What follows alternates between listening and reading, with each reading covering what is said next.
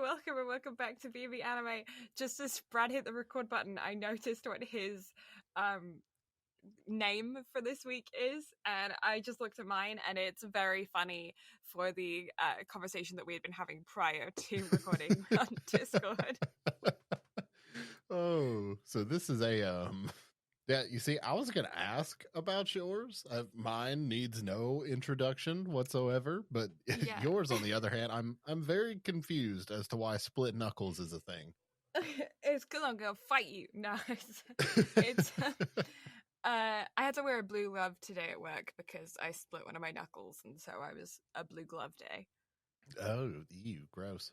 Yeah, food industry stuff. So yeah, it's been I had pruny fingers all day because they have no ventilation. I know why they don't have ventilation, but also they don't have ventilation. To just sweat. It's awful, especially because you're touching a metal pitcher to get it to an appropriate drinkable temperature for a hot coffee. So of course your hand's going to be sweaty, even more so than normal. Yeah, uh-huh. So yeah, that was a thing. I was a blue glove day. Yeah. My knuckle's doing all right though. I grazed it yesterday, and then today I used too much sanitizer, and it split open the graze. Oh, so just dried it out and was like, nope, you're split now. Yeah, so it turned from a graze to a split. Well, that's no fun whatsoever.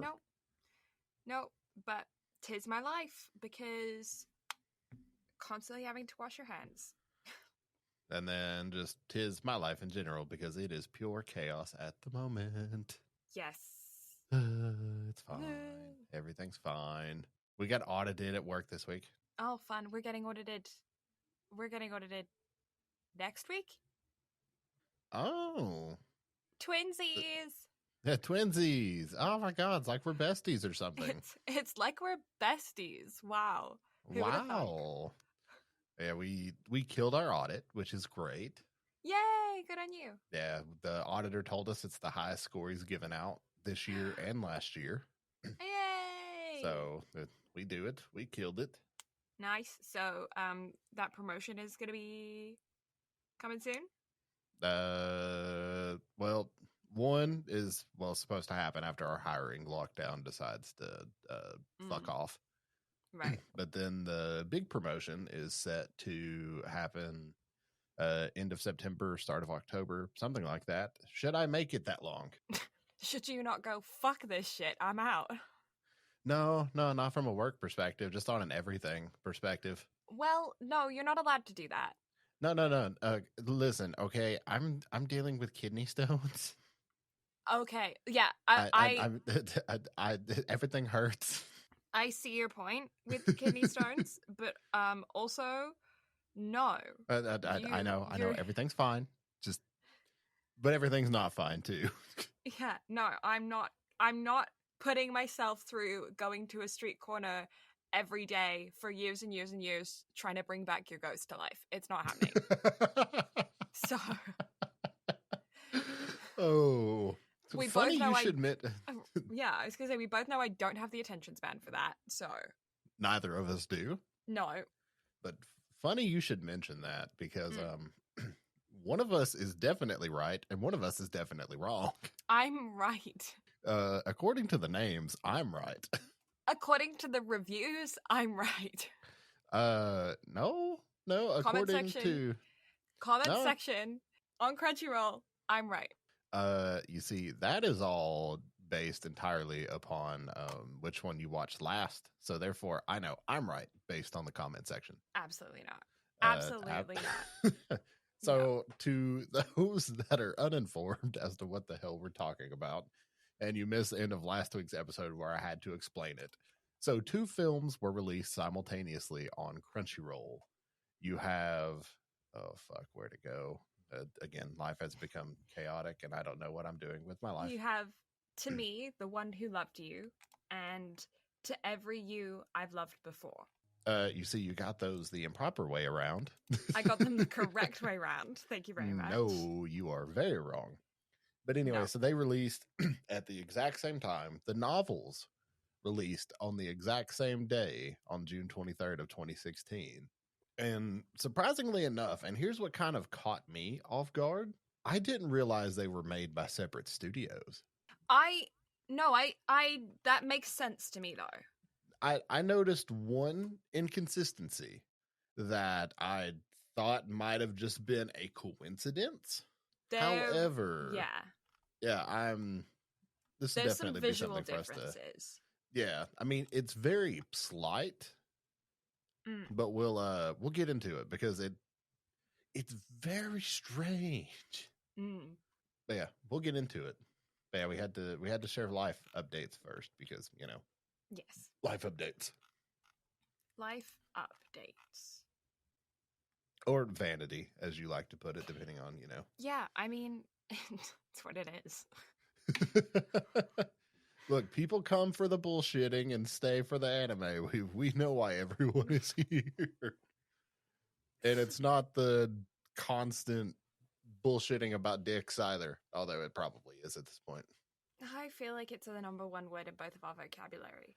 At least for the podcast, anyway. You mean you don't talk about dicks at work constantly? I don't. The people around me do. And I'm the one just going, don't call HR. Don't call HR. Everything's fine. Just don't call HR. Yeah. Or as my old job's HR poster likes to put it, it's okay till it's not. Yeah. What? I had what's happened this week? Tell you what was really annoying this week. Okay. I got a message from my landlord at like 7:30 p.m. on my second day off. So I had 2 days off in a row. I think it was like Tuesday, Wednesday I had off. On Wednesday, I'd gone out to dinner with a former coworker and a current coworker. And they're roommates, so we were just having a good catch up. And I'm out to dinner with them, and I get this text, and I'm opening the next day, so I have to be at work for like 6, and it says, "Hey, we're entering all units tomorrow because the insurance wants to do an inspection." And I was like, first of all, that's not proper 24-hour notice, because they were doing the inspection between like 11 a.m. and 1. And I'm like, it's 7 p.m. That's not a full 24 hours. Thank you very much. But second of all, I have to be leaving for work at stupid o'clock in the morning. And I'm not going to get home until like 9 p.m. I don't have time to clean anything. So I'm like, I got laundry out. I have dishes. Like, I didn't do anywhere near enough cleaning that I should have done on my day off. And because I wasn't expecting company, and there's like company clean and like what you live in as a daily life clean. Yeah. And I was not expecting it. So I had to get up like an hour earlier than I was going to before I went to work to like rush clean my apartment, but to try and do so without waking up my neighbors. It was horrible. I don't recommend. Yeah, I'm glad I'm leaving this apartment when I go back home for my surgery. Oh? Yeah, I won't be coming back here. It's a year and then month to month, but in July they're increasing my rent. Oh, ew, gross. Yeah, I know. So I was like, well, it's good timing because I'm leaving in July anyways. So do we have an official date for the surgery now? There's still no official date, but I will be having it sometime between mid to late July and early to mid August.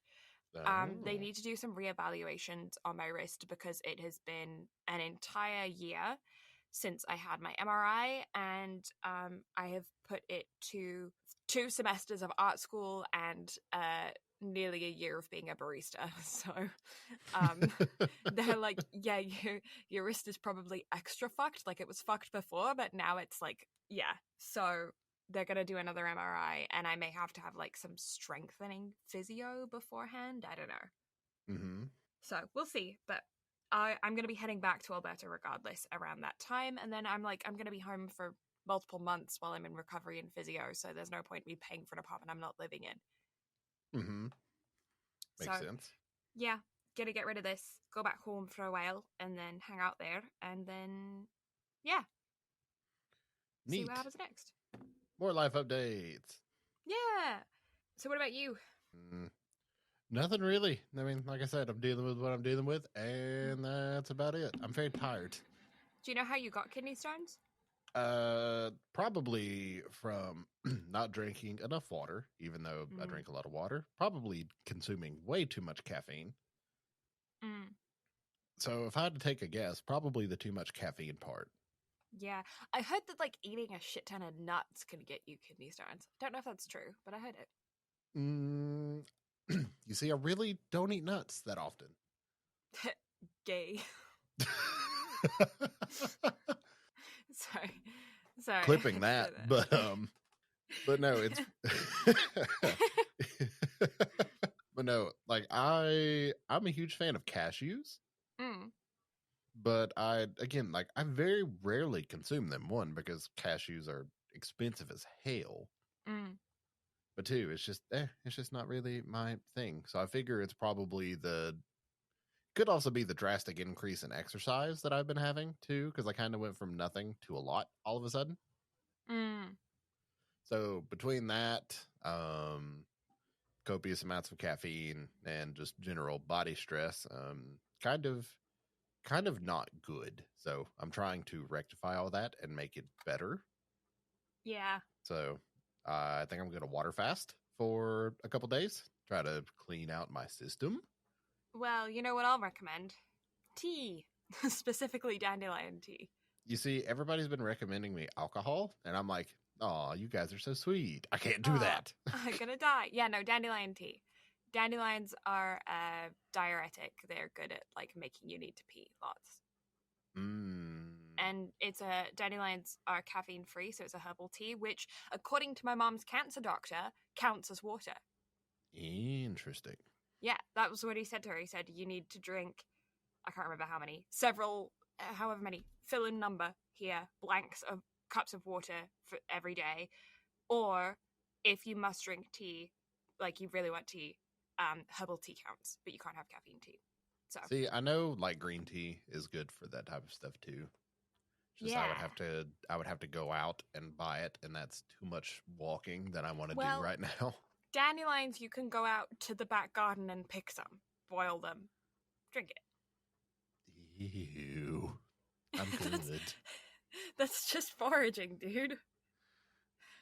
Do I look like an individual who forages? You do when you're dressed up for D&D.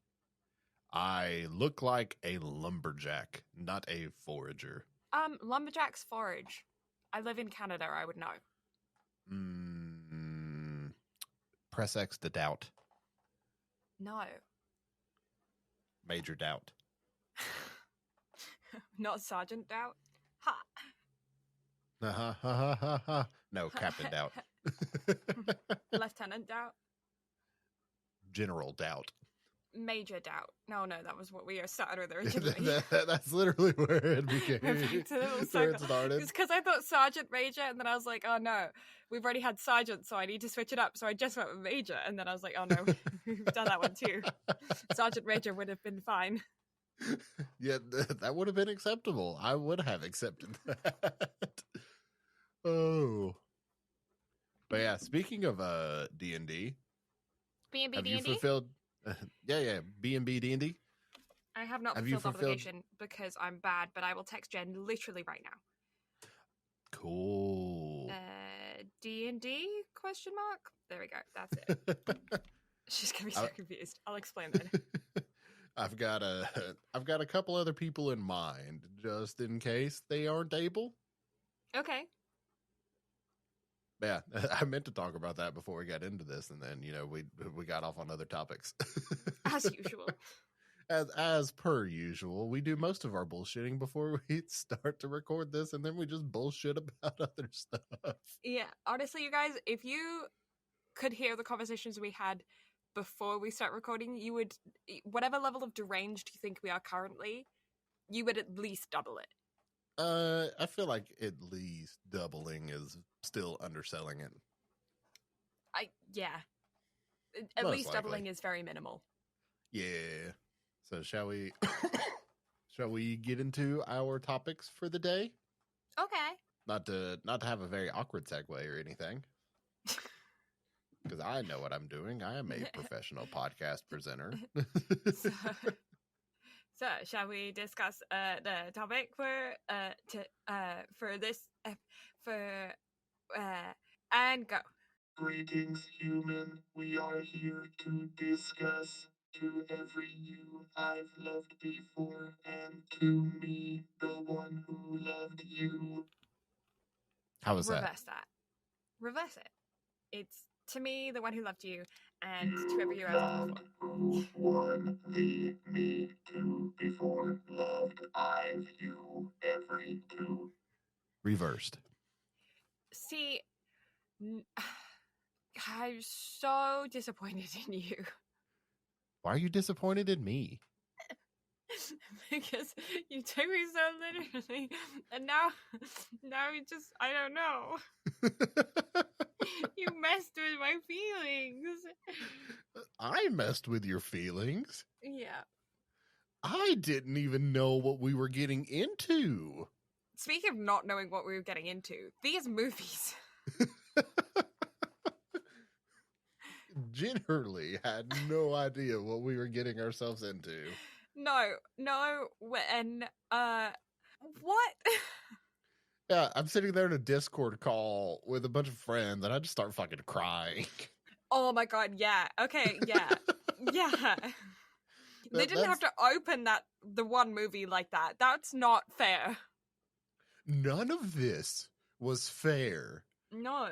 And again, I feel like the reason I could argue that I'm right is because the order in which I watch things, like the realizations as they hit, like I just cried harder and harder and harder as we went. No, but this is why I think that I watched them the right way, because I got a happy ending, whereas you only got the reflection of a happy ending. But you see, I got to see the growth that came from it. No, but I got a happy ending. But again, like this is the differences between you and I, okay? You got the ending you wanted. Yeah, like my personal preference of style of anime is I get growth and I get like the full actualization of things. The way that I watched it gave me Bunny Girl flashbacks. And that to me was just like a groundbreaking phenomenon of I really like this. It was depressing. Oh, I cried. Okay, I know what I got myself into with. Well, I mean, I had no clue what I was getting myself into with this before I watched it, and then I fucking cried. Yeah, I cried. Okay, anyway, let's get into it. Yeah, so the novels were written by Yomoji Otono, and as previously stated, they released June 23rd of 2016. The anime films To Every You I've Loved It Before was directed by Jun Matsumoto and was done by Studio Bakken Record. And To Me, The One Who Loved You was directed by Kenichi Kasai and was done by TMS Entertainment. They both released on October 7th of 2022. To Every You I've Loved Before had a runtime of 102 minutes, and To Me, The One Who Loved You had a runtime of 98 minutes. One thing that I find fascinating is the differences between the two studios, because I've just opened the tabs on these two studios, and Bakken Record has done 6 other things according to this whereas TMS Entertainment has done some huge things like Dr. Stone. I mean, especially from like a recent perspective. Yeah. Now I'm looking at they did All Out, which is one of my faves, and I'm one of mad your about the faves. fact that there's not a second season. But it looks like Detective Conan. Well, so seems like why did Bakken Record redirect to Tatsunoko Production?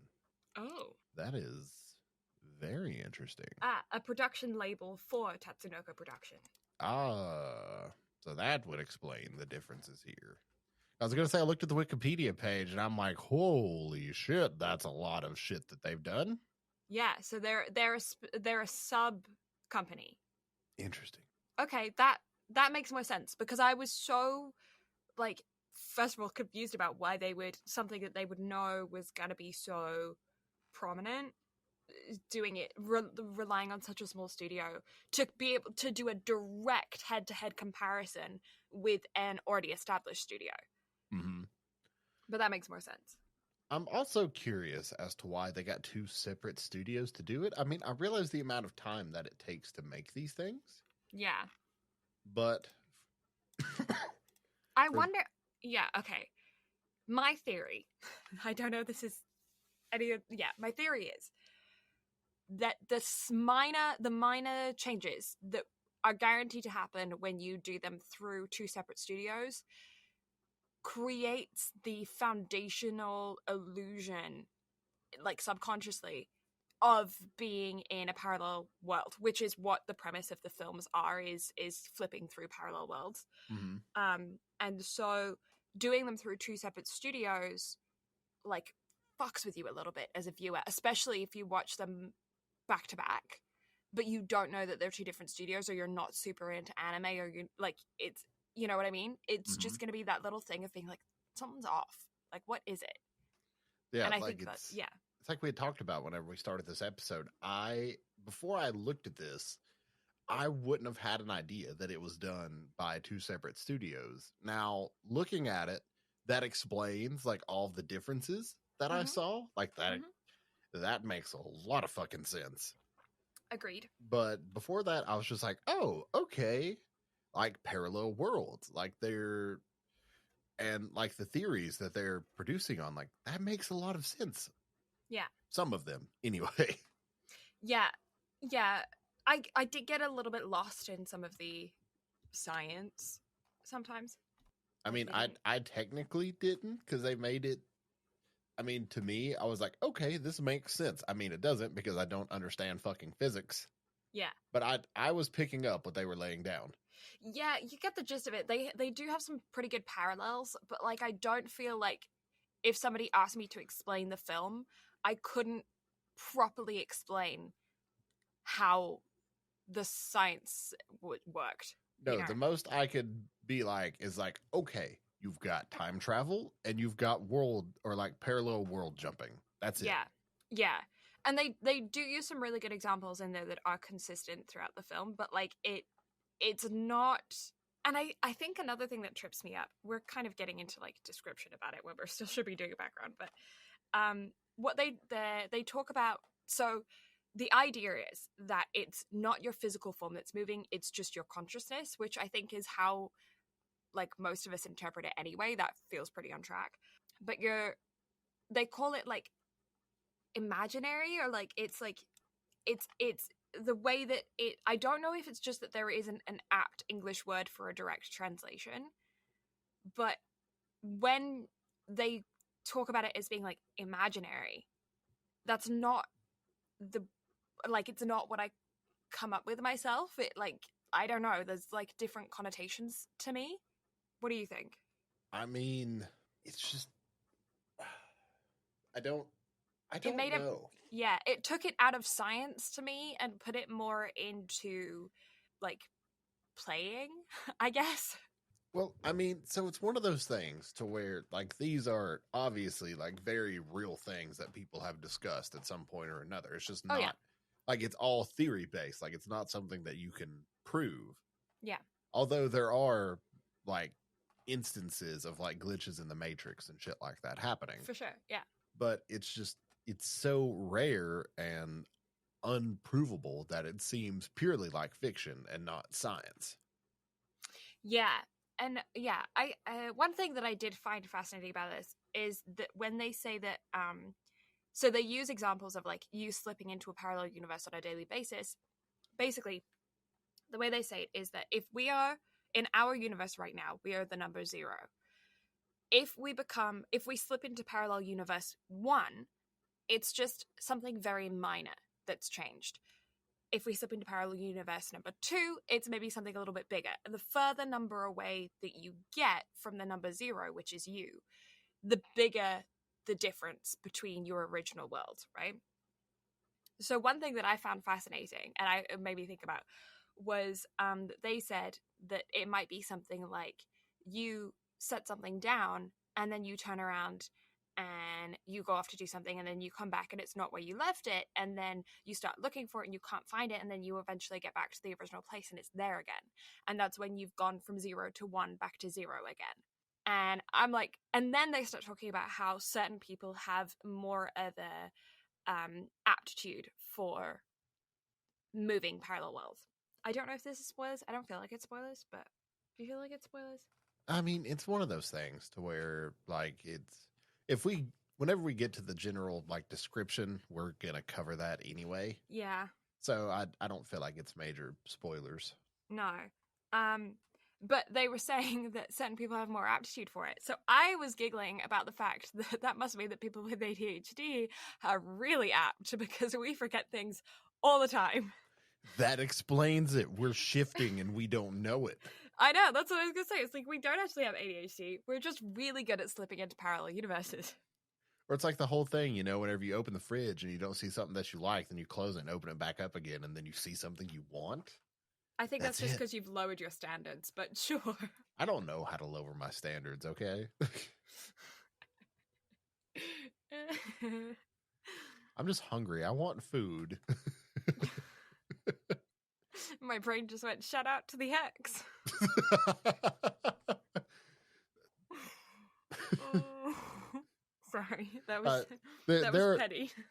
There are times whenever I wish we did video recordings with these, because that the look, just the whole, like, wheels turning and everything in my brain. It was one of those moments of like, should I say it? No, I shouldn't say it. No, should I say it? No, I shouldn't say it. Ah, too late. I've already said it. Look, we don't pull punches here. It's fine. I don't know how to lower my standards. Shout out to the X.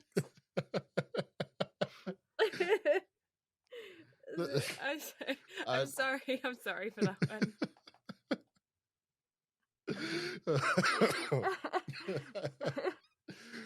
Oh, maybe it's because I set the standards too low for that one.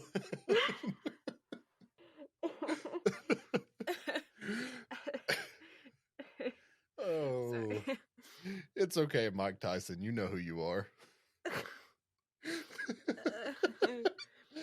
Oh, God. The asshole neighbors are going to listen to this and be like, no, he didn't. Yeah, fucking did. Oh, boy. Oh, it's fine. Everything's fine. Ugh, okay. Let me finish up this background because we went on a whole different thing. Oh yeah, you have your background bits to do. I do. So to me, The One Who Loved You, which is the one that I watched first, it scores a 7.37 out of 10. It is, or a 3.74 out of 5, which is a 7.48 out of 10. I didn't do the average, but an average of about 7.32 off the top of my head. Close enough. And then it also has a drop rate of 1.37%, which for a film is standard. But what is interesting is when you compare it to the other film, which is To Every You I Loved Before, scored a 7.44 out of 10, which is higher than the first one, or a 3.81 out of 5, which is a 7.62 out of 10, which is also higher than the other one. However, it also has a higher drop rate, scoring a 1.77%, which is quite a significant difference in a drop rate for a film. And I think I know why. Because when I was on Crunchyroll and I had finished watching the second film, which is To Every You I've Loved Before, and I scrolled down in the comments, there was a lot of people saying, watch the other one first, and then a lot of other people saying, I'm so confused. And I wonder if that's because if you don't because the other film is based so much more around the science than this film is. This film's explanations don't go into as intense detail. And then at the very end, when there's a wrap-up moment, it feels just like big question marks. And then you have to watch the second film to figure it out. Whereas if you watch the other film first, you get an overload of an explanation about science to the point where my brain was like, this is enough. You get less like social aspects to it. There's less of the human element, but you get you still get like a ending moment, but the conclusion to that story feels more like, I feel like you could watch that film on its own and have a fairly satisfying ending. Not a happy ending or even a sad ending, just like an ending. I don't necessarily think that you could watch To Every You I've Loved Before and not watch the second one. I feel like you would, if you just watch that film as a standalone, I feel like you would be confused. How do you feel having watched that one first? I can honestly say with To Every You I've Loved Before, if that is all that I watched, I would have been fine. Yeah. Because again, it's like you said, like you get a happy ending to the story.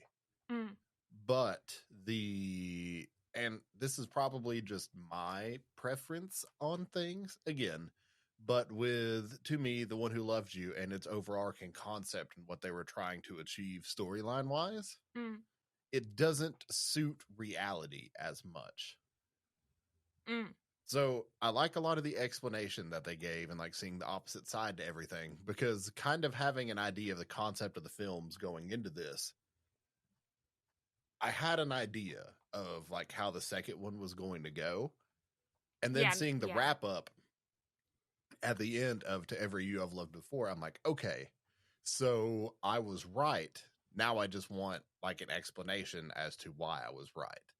Like I saw everything I wanted to see and I got the happy ending, but I'm like, okay, I genuinely want to see the other side of things because I'm just a curious human being. I want to learn like what happened on the other side. Whereas to me, The One Who Loved You, I don't think I would have had as much of an emotional attachment to the characters and the instances that happened in that film had I not watched the first one. I agree.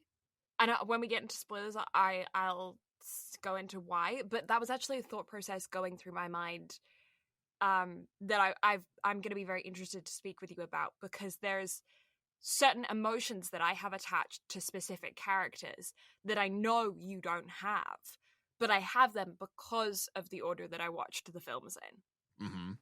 And yeah, I'm excited to dive into that. But yes, so To Every You I Loved Before scored overall higher, but had a higher drop rate. And then to me, The One Who Loved You scored lower, but had a lower drop rate as well. So if you like a happy ending, if you like to leave something that has brought you emotions with a like sweeter, satisfying conclusion, having gotten through all of the turmoil earlier on, watch it. To me, The One Who Loved You, and then watch To Every You I Loved Before. However, if you like drama and character development to draw out to be like a longer process, and you like to torture yourself, watch To Every You I Loved Before, and then to me, The One Who Loved You second. Triggers for violence, hospital sickness, childhood divorce, like parents divorce, split homes, and just like does the dog die? I died. So just I sad. died. I heard that. But yeah, that's a familial death, just like general triggers, but those are specific. Yeah. Okay. Okay, spoiler chicken heads. Spoiler chicken ads, put them on so we can get into it. Yeah. The thing that I want to talk to you about is, Kazune. I hate her, but I don't. I hate her because I love Shiori because I watched that film first. You see, here's the thing. Yeah. Whenever she appeared for that incredibly short amount of time in To Every You I've Loved Before, I was immediately intrigued by her. Yeah. However, and here's the thing that I feel like would have gotten me. Yeah. If I had watched To Me, The One Who Loved You First, Yeah. I would have been incredibly stuck on an Anohana story. Yeah. And That's what I was too. Yeah. Like, I literally would have been like, oh, this is just Anohana with physics. Yeah. Yeah. But because with To Every You I've Loved Before, it fully established that grounds of parallel shifting between the realms and the universes, to which I was like, okay, like this sets like a really good groundwork. Again, like I could see watching it either way, and I fully intend on, you know, at some point down the road, rewatching them just reversed with Walker and Bree, just to get their thoughts on it. Yeah. But it's one of those things to where I feel like on my side of things, I got a much more complete story that suits my taste. Yeah, and I got one that suits my taste, so I think we watched them in the right order for us. Yeah, and it's one of those things where I was very curious going through it, to where whenever I started the second film, I was like, you know, I wonder, like, if I fucked up the order in which I watched them. Yeah. But then whenever I finished through the second one, I'm like, no, okay, I watched this exactly how I needed to. Yeah. Yeah. Because, go ahead. Sorry, go ahead. Jinx. you go on. I forgot what I was going to say now. Conveniently, I have two. Okay. I genuinely don't remember. Oh no, we're on the topic about how like we watched like what was best for us specifically. Yeah. It's gone. It's really gone. Look at us, we do it. Yeah, we're functioning humans. So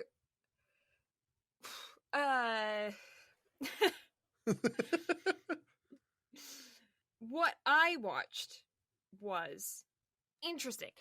So I, as an adult watching this, understand that what Shiori and Koyomi had as kids was just that. It was a childhood bond. Also, their parents can go fuck yourselves. But aside from that, what they had was a really strong childhood bond. They were clearly very reliant on each other for more than just friendship, but it seemed like, from my perspective, and I'm sure from yours as well, but their parents were so wrapped up in what they were doing that these two kids were basically raising each other. Mm-hmm. And they were doing so like free range, you know, like there was nobody there to supervise them, and whenever somebody did supervise them, it was through the eyes of someone who is incredibly analytical and thinking of them as adults, but not just adults, as working professional scientists. And that was clearly very difficult on these two kids. So they find each other, they build a relationship, and then in one fell swoop, that relationship to them is being torn apart because they have developed such a level of comfort with each other. I don't even necessarily really describe it as like romantic love. It's familial love that they have for each other, that they see each other as the only source of comfort that they have. So they just, like, the way they describe it of I see myself marrying you one day. They're 14 at this time, and they're like, I see myself marrying you. To me, never really came across as love in a romantic sense, even at like them being 14 years old. It felt like they just were so reliant on each other. They were so comfortable with each other when they weren't comfortable with anybody else that they couldn't imagine what their life could possibly look like without each other. And then when their parents, individual divorced parents, say that they're getting married, it causes such a rift in these kids that they feel like they have to run away, which then causes them to willingly travel to a parallel universe, which gets her stuck and develops the whole story, right? That emotion traveled with me through into the second film, where I am so empathetic and pitying Koyumi. I'm like, he's just a sad little boy, even though he's a grown adult. And it's even described by Kazune later on as being like, she just saw him as a sad boy, even when he was like 60. Because he doesn't know how to function without his safety blanket, which is Shiori, his childhood friend. And so I took that with me. I took that feeling, and Kazune seeming to, from my perspective, almost be a little bit manipulative of him. And I actually think that she was, now in reflection, still. But now I know the reason for her manipulativeness. Like, she was caring for him. And she knew so much more than he did. Like, she had experienced so many worlds by that point. But for me, it was like, I was like, who is this woman coming in here and trying to like, I don't know, like mess with him? Like, I didn't know what she wanted. So then when I started the second film, I was like, am I going to see like Shiori? Like, what's going on with Shiori? But I also knew that it was most likely going to be Kazune's story. And I was like, okay, this next film is going to be really sad, because I genuinely thought it might be from her perspective of like her watching as like he's like trying to find Shiori, as, or like maybe her being in a world where Shiori's there, and like her always being on the side. That's what I thought it might be. So I was like upset for her, but I was also really like uneasy about her. I didn't like her because I was so like, I was like, you need to, because Shiori's story is so sad that she's just stuck in this one place for years and years and years and can't leave, and she's just waiting for him to come by every day, and that's awful. And so it was just kind of sad for everyone. So then watching it through to the end and having Shiori having had lived a full happy life herself, and then Koyumi and Kazune having their own happiness, and only with Kazune really remembering or knowing what happened, it just, like, it's not really a happy ending, it's more bittersweet, but like it gave me the closure that I felt that I needed through the story. Mm-hmm. So what about you? What was your experience? So for me, I got to see a boy who lost, or his parents divorced. Mm. He lost his grandfather, shifted to where he had lost his dog instead, and then had to like truly realize like how shifting worked through like two very different like traumatizing experiences in a way. Mm. To be that young and have grown up with, you know, both. It's just different bonds either way. Mm.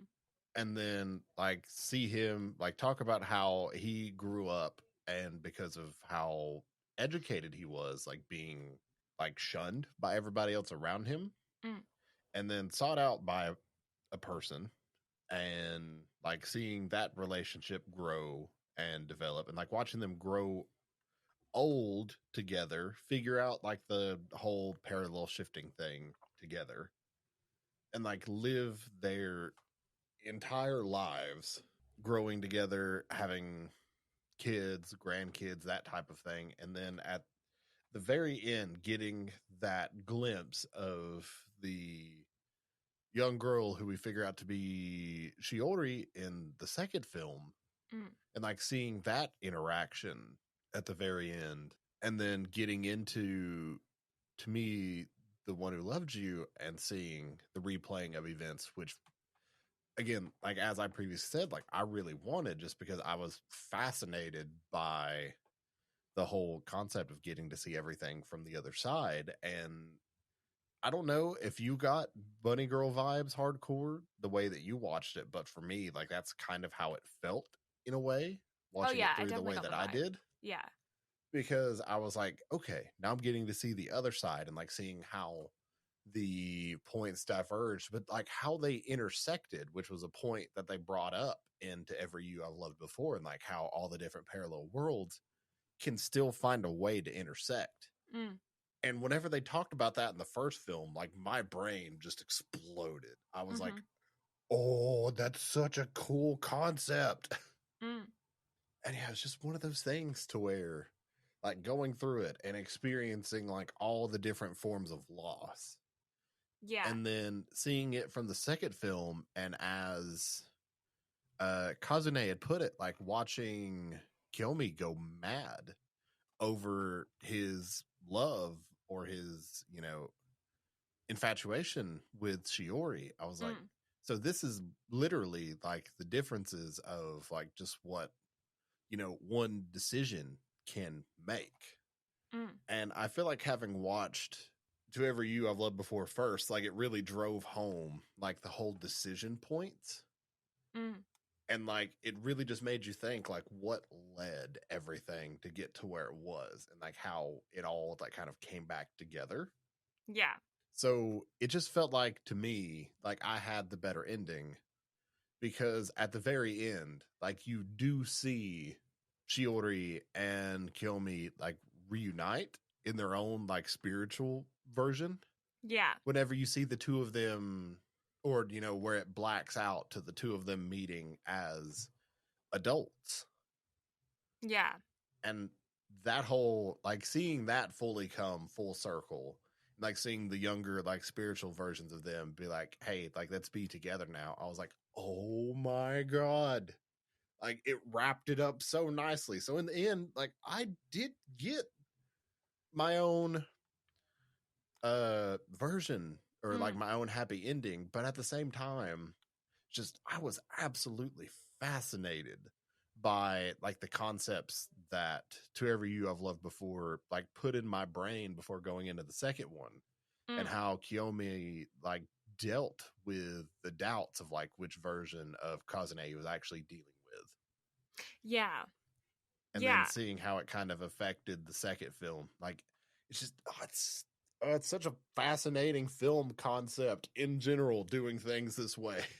Yeah, no, I completely agree with that. And I'm actually interested in your opinion on the fact that if we take into account where the story itself finishes, we have Koyomi going to meet with Shiori, where he meets with her physically as an elder, but his imaginary person, I don't know, his consciousness, we'll say, his consciousness meets with Shiori as a spirit.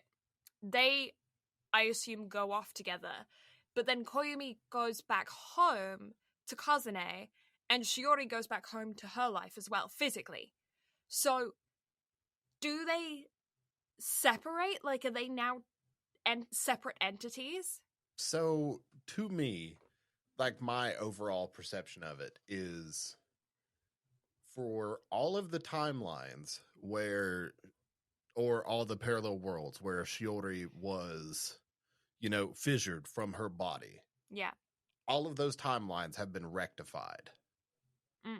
Whereas and it was rectified however you want to look at it, by Kiyomi like doing what he did, like fissuring himself as well, to where the two of them could be together from that sense. Yeah. To where, like, I feel like at the end of it, everybody got their happy ending watching it the way that I watched it. Yeah. So it's this interesting concept of the idea of there only being one consciousness and multiple bodies. And through each parallel universe, there's still only one consciousness that travels. combined with the idea that every parallel universe has their own consciousness, which I think is what they were getting at.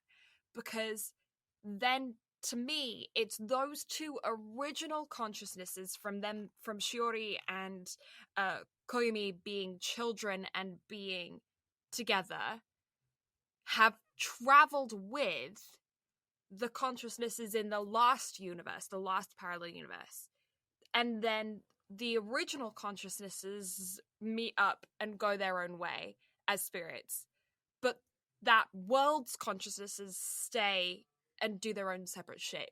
So there's now two of them in that world, but two of them are spirits, two of them are human, and then there's like no consciousness because they've both been stripped in the original world, right?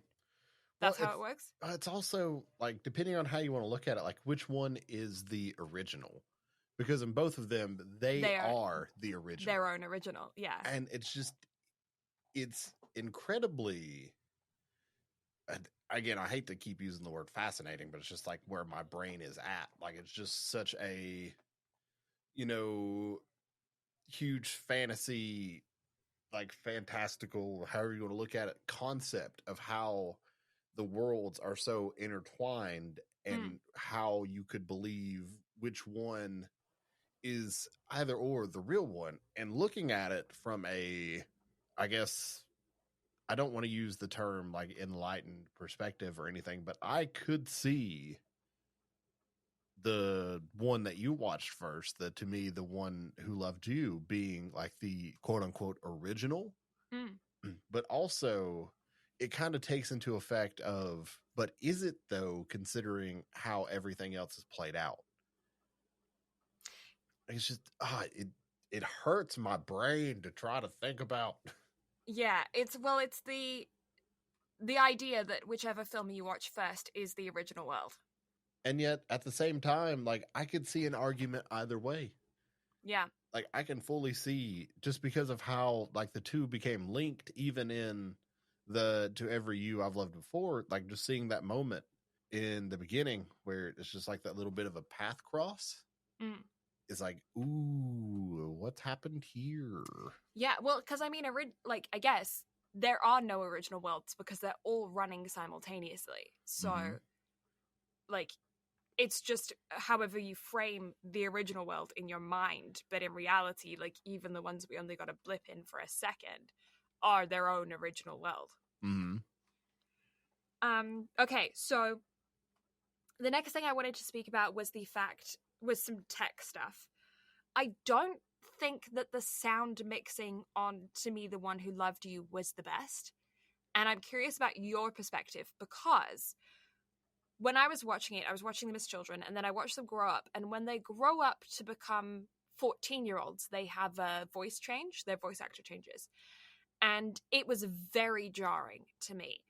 I found it took me right out of the anime, and it made me hyper focus on the lip syncing, the actual dubbing, and it felt real off. It was like some uncanny valley thing going on in my brain. I was like, this is bizarre.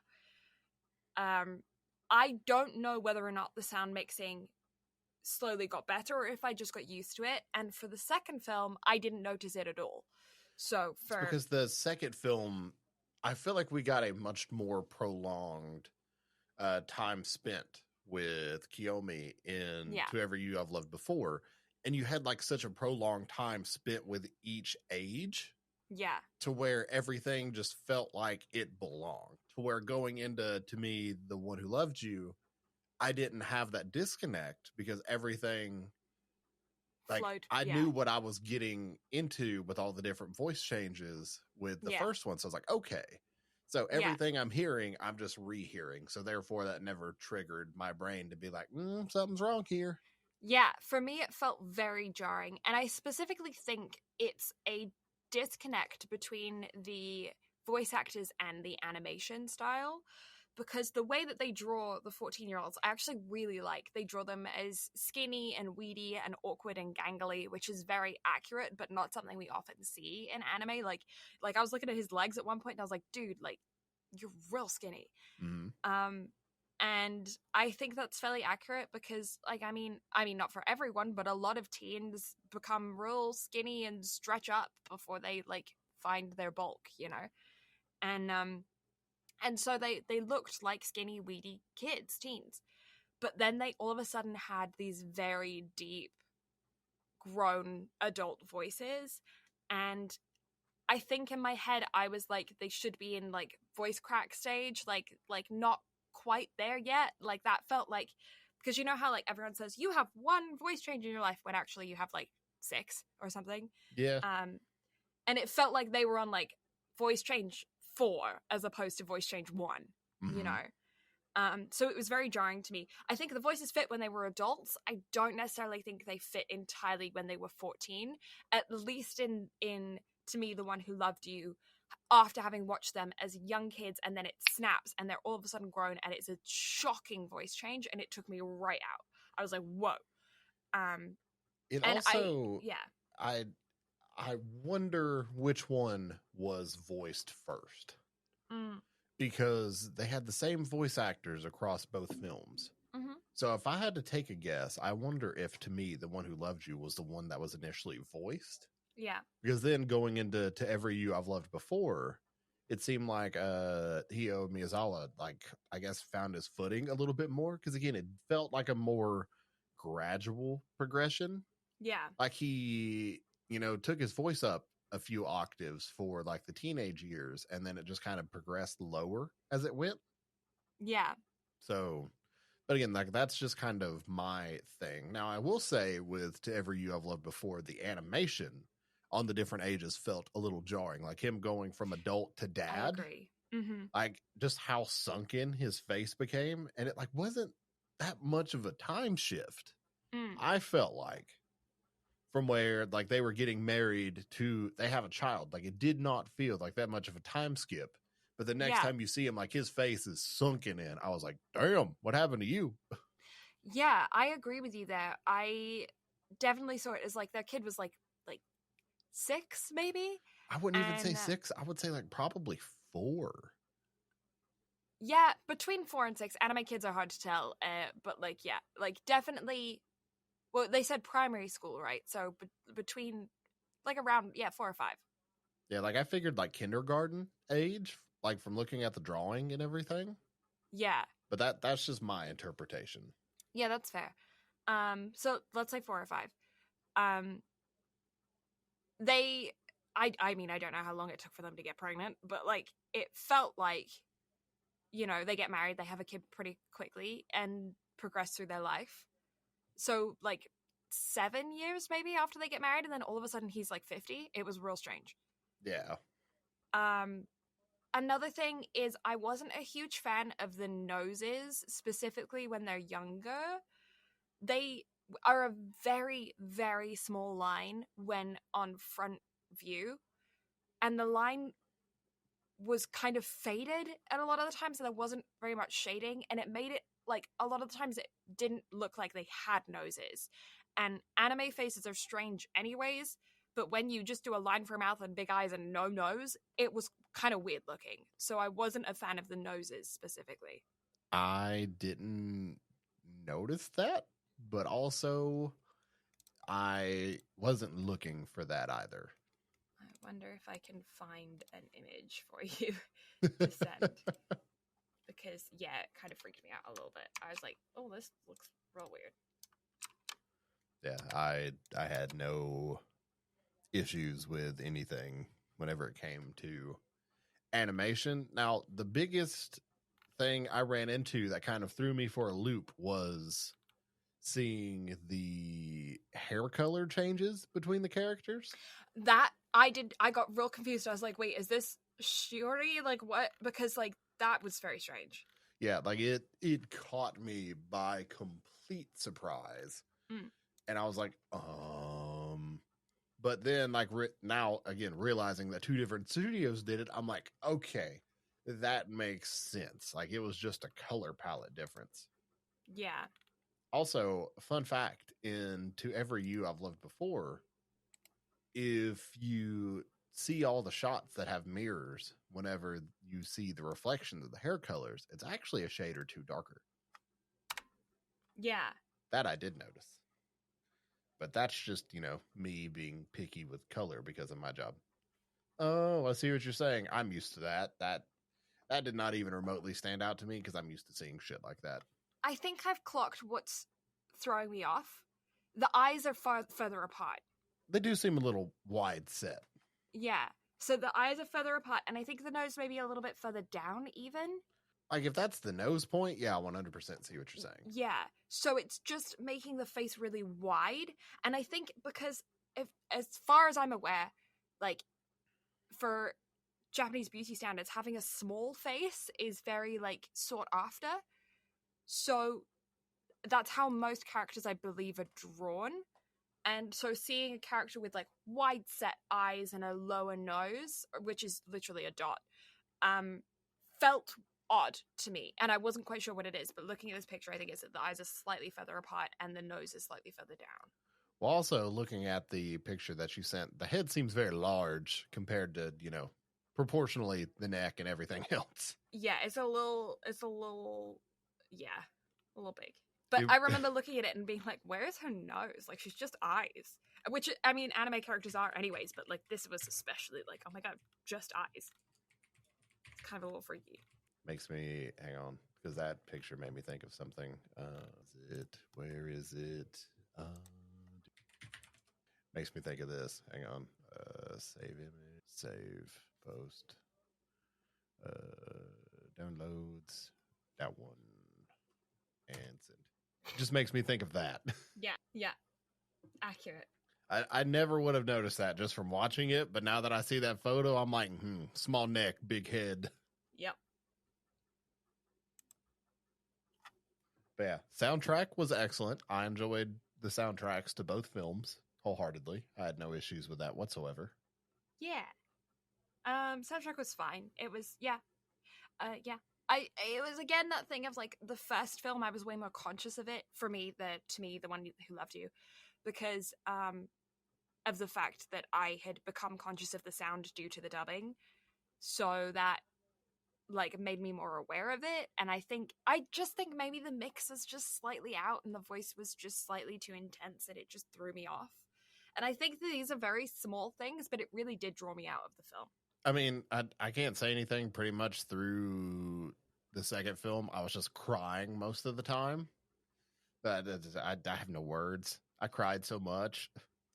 Yeah, I just cried during The One Who Loved You, and then I didn't cry during the second film. To Every You I've Loved Before. Yeah, To Every You I've Loved Before, like I choked up. But then like seeing like how everything played out in To Me, The One Who Loved You, it hurt so much. But like, here's this main character that I've like grown very fond of, and like now I'm watching his whole world be torn apart bit by bit, and I'm just like, oh no, you poor kid. Yeah. See, I've watched this kid have his world torn apart and then slowly rebuild to find a new one. And I don't know, like to me, like I feel like I got a much more complete story, but again, that's just like, that's my opinion on it. Yeah, I mean, regardless of whether or not the story that I got was more like effective in telling a story, I got a story that was like easier to watch, I think. And that was very appealing to me. Like I don't like watching stories that make me sad. I don't like it. So watching this, I watched the first movie and I was like, fuck, what's Brad getting me into? I was like, I don't want to watch the second one. Like this one was so miserable, and I watched the second one, it's not as bad, and I was like, okay, fine. Like that was I was watching through the second one, and I was like, oh, Blue's probably gonna be pissed, but I'm over here crying. It's fine. Yeah. I didn't know what I was getting into. It's just like it kept hitting me with gut punch after gut punch, and I was like, why? Yeah, just I'm so mad at the parent. Like this is how every anime seems to end for me. I'm mad at the parents. You see, it's one of those things to where I was literally thinking it right before they said it, but where the kids were like, we're going to run away and all of this. And as soon as I saw Shiori get fissured, and like he has to tell the parents, and I was like, I swear to God, if they don't say one fucking thing about how like they could have gotten married and all of that, I swear to God. And then immediately he's like, y'all still could have gotten married too, and I'm sorry I didn't see it before. I was like, oh, you redeemed yourself, because I was about to be fucking hot. Yeah. You know, I actually had this situation happen to a childhood friend of mine. Oh? Yeah, this is in early high school, like when we were like 14, around the same age as them, actually. Yeah. Mm-hmm. This girl I knew had a huge crush on this guy at school, like bad crush. Everyone knew. And then she comes to school one day and she's sobbing, and I'm like, what's going on? She's like, our parents are getting married. He's gonna be my brother. And I was like, oh fuck. Like, I didn't know what to say at all. And so yeah, I think they had dated for a short period of time, like actually dated as like 14-year-olds, you know. But Yeah. like I remember it being the biggest drama. But yeah, apparently like a few years later they were fine as siblings, but I remember at the time like walking, like her walking through the hallways just like dying, and I'm like, your parents suck. Like, sorry, but they suck. I mean, it's one of those things where like my brain first went, what in the domestic girlfriend is going on now? Yeah. But then I was like, and then like the realistic part of my brain kicked in, and I was like, I mean, hey, same household, do what you want. Yeah, right. I guess it's just the thing that pisses me off the most is adults thinking that kids' feelings are, oh, they'll grow out of it. Like, it doesn't matter because they're just kids. But like, did you forget that when you were 14, whether or not you wore a purple t-shirt or a black t-shirt that day was literally life or death? Like, I know that there's small feelings for us now, but at the time, it was the most feelings we could possibly have. Yeah. And so, like that's so shitty for you to be like, oh, they'll grow out of it. Like, I'm sorry. Is that what you want your 80-year-old grandma to say to you? Don't worry about your divorce, you'll grow out of it. Like, what? And it's one of those things too, to where it felt like a failure on the parents' part for not like having that relationship established with their kids to be like, hey, we can talk about this. Yeah. Not to the point to where they have to immediately jump to the extreme. And again, they're kids, so therefore to them, like, they have to jump to the extreme to get from it. And especially with the relationship that they had, they didn't feel like they could talk to their parents about it. Yeah, and they're like, the fact that your parents are so oblivious to you as to like the one person who you were with constantly in front of your parents. Like, I'm sorry, he had a whole hand-holding moment in front of his dad who was watching them. Mm-hmm. Like, and like right before they made the announcement, like he sits down, puts his hand on top of hers, and then pulls it back, and they're both blushing. His dad watched that interaction. Like, his face is on them, it cuts to them, and then it cuts back, and his face is still on them. He watched that interaction and thought, let's announce my engagement to a mother. Like, I'm sorry, but no, you can't be so choosingly ignorant. Like, that's a conscious choice to ignore those feelings that your child has. Yeah. Or you have like some level of neurodivergence where you genuinely can't read people. Like, there's something there, but either way, it's still your responsibility as a parent to prioritize your kid. Mm-hmm. Or at least take their, feelings into consideration. Yeah, ask. Is it okay? Like, one-on-one with your own individual kid without the other kid and parent there. Hey, I'm moving on to this next section of my life. Is this okay with you? If not, we can figure it out. Yeah, I don't. And I don't know if this is just like a Japanese culture thing, because I just don't know.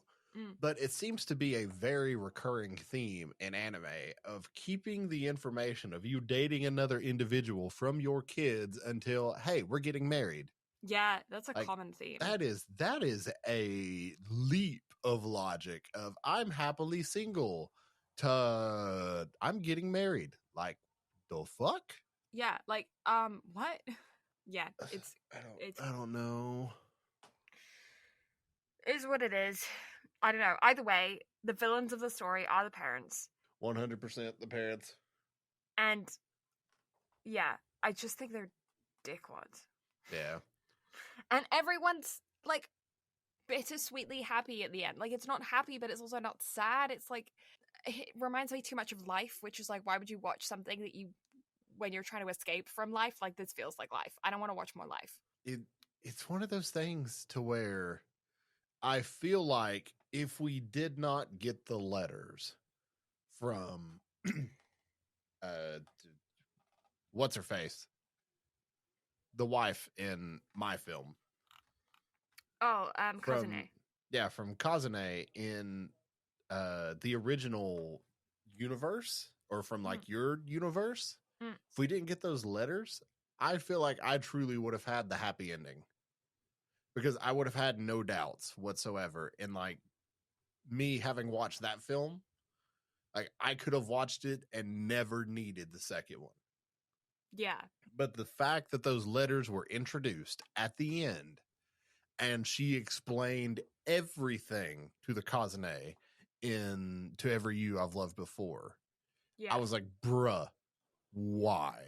And I feel like that's what like set up the longing to have to watch To Me, The One Who Loved You, because I was like, I gotta see what the fuck's actually going on.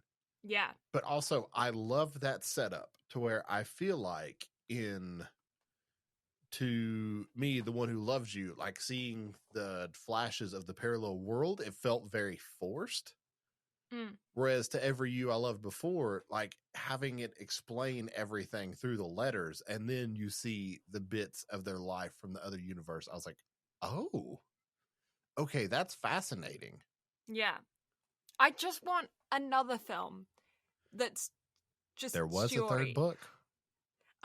Oh, well, it's probably not Shiori, but there was a third book written. But I want Koyumi and Shiori to have their like official ending, because they got like the illusion of an ending, the idea of an ending, but I didn't get like happy conclusion, you know? So I want another parallel world where they meet, they live a nice, kind, happy life, and then they have like babies and live happily ever after. Like, that would do me fine. I'd be like, great, cool. Well, so the third book is called Because I'm Calling Your Name. So I'm very curious, like, what that's going to be based on. This is the thing as well, is that when they were making their promises as kids, Shiori and Koyumi, Shiori said that she would save him just as much as he would save her, but in this, she never really, like, the only opportunity that she got to save him was, like, when they were 80 and, like, she helped with his medicine, you know? But, like, that's not what they were, like, that's not enough to me. That's not, like, she still feels very damsel in distress. I want a version where he's, like, falling apart and she's like, actually, I'm gonna save you now, thanks. Well, it's also like they kind of wrote themselves out of that with the whole she's not going to have memories of any of this. Yeah. So that was my whole thing of like, okay, they wrote their way out of that, because typically I would be with you, because she made a real big point about that. But also the first time in To Me, The One Who Loved You, whenever she brought up the whole like what she would say to somebody, like, I'm just nobody. Like, that choked me up, having seen everything from To Every You I've Loved Before at the end, because I'm like, oh, that's her life motto. Oh God, no, now I'm crying. Yeah. Either way, if you haven't watched these films, give them a watch. They're not perfect, but the concept is really interesting. Yeah, it has been a long time since I've been fascinated by an anime franchise or book franchise or anything along those lines. Yeah. The 2 novels for this are being released in English in June of this year. So I will, of course, be picking up both of those and reading them, because I want to see what was left out, if anything. Yeah. But then also, as soon as that third book is translated, I'm fucking buying it. No questions asked. Yeah. Because I got to know. Yeah. I got to know, like, if we get the ending of the 2 of them, or if we, because there's nowhere plausibly for the story to go for either of ours because homie is dead in both worlds now. Yeah. Like, that's kind of the biggest spoiler of how both of these end is our main dude dies in both. One, he just dies happily of old age, and the other one, he sacrifices himself to free Shiori. Yeah. So it's either we get the ending of their two consciousnesses meeting and being like, hey, let's actually get married now. I'm just like, the fuck? Yeah. It's a lot. These films are a lot, and I'm very fascinated by the idea of releasing two films simultaneously and having separate endings depending on which one you watch first. And I think that this concept will be stolen, and we will be finding more just media like this in general, especially considering the amount of like not popularity, but like press this got.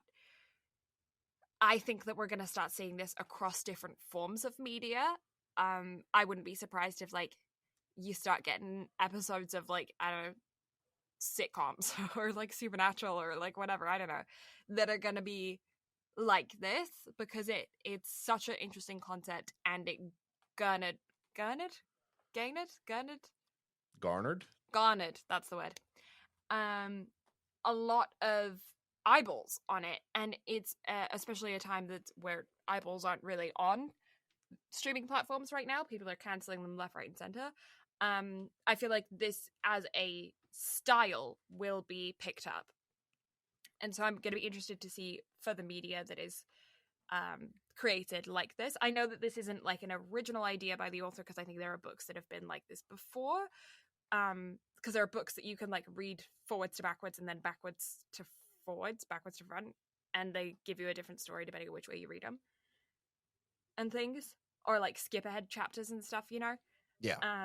So it's not a completely original idea, but it's the first time that I've seen it on such a large scale. And I thought it was decently well executed. I do have some complaints about the technical side of the anime, some of the animation style I'm not a huge fan of, and like I said about the audio mixing, not a huge fan of how that was done in To Me, the One Who Loved You. I do think the films are decently on par with each other. I don't think I could necessarily rank one above the other because I kind of see them as one entity. Oh yeah, same. Yeah. I'm putting it at like a 7, I think. So we differ. Do we? Where are you at?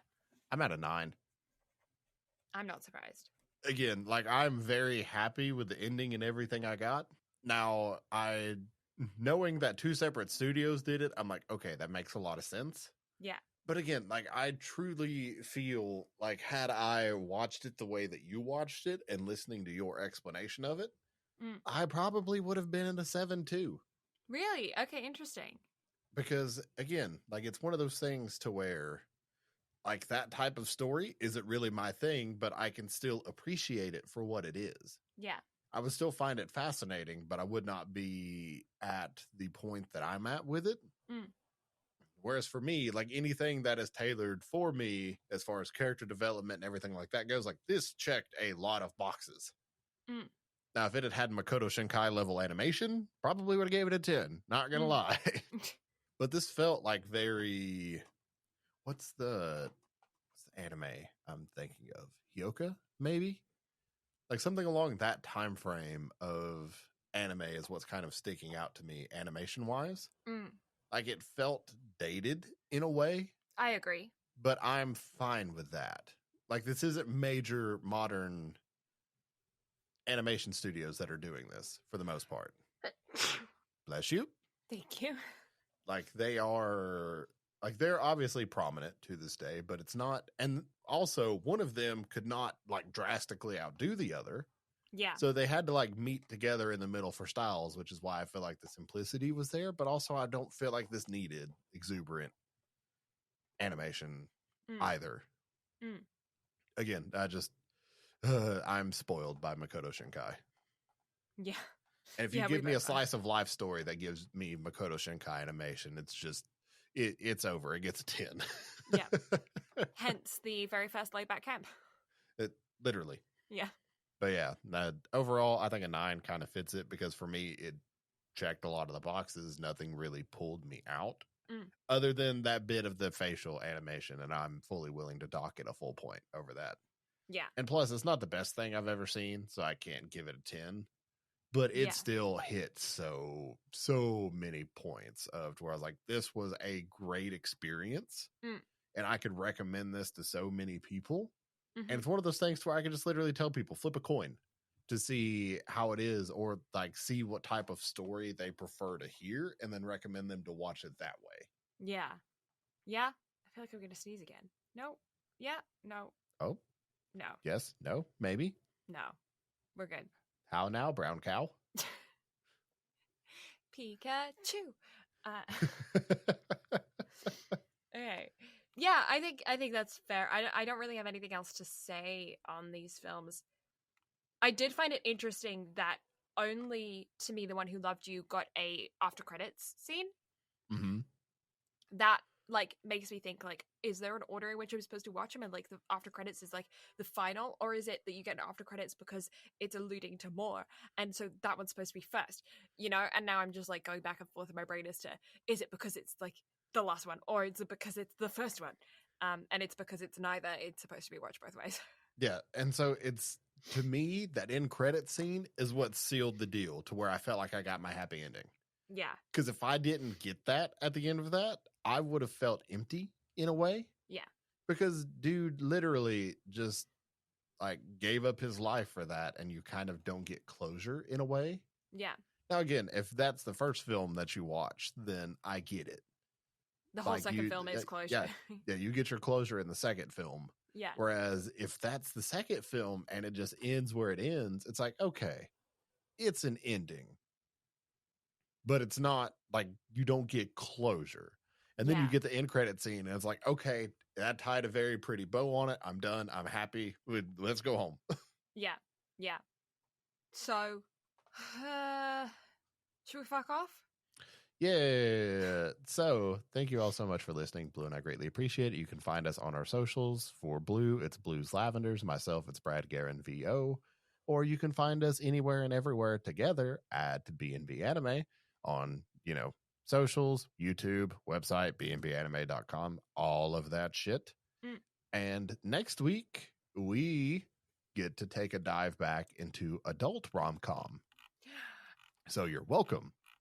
Yeah. And it's probably one of the biggest adult rom-coms of all time in Wotakoi, Love is Hard for Otaku. So be sure to look forward to that. Yeah. Oh, God. We both know. We both know way too well.